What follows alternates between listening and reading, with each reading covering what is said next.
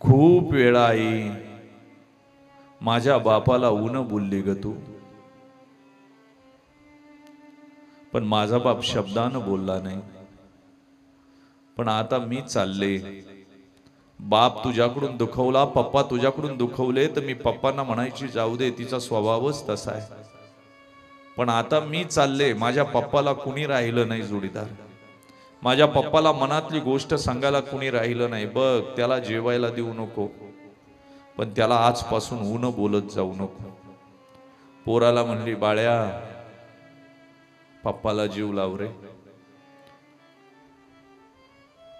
मी शाळेत जायची, पप्पा सांगायचा कंपनीत जातो, पण एसटी स्टँडवर मी पाहिले रे त्याला हमाल्या करताना आपल्यासाठी.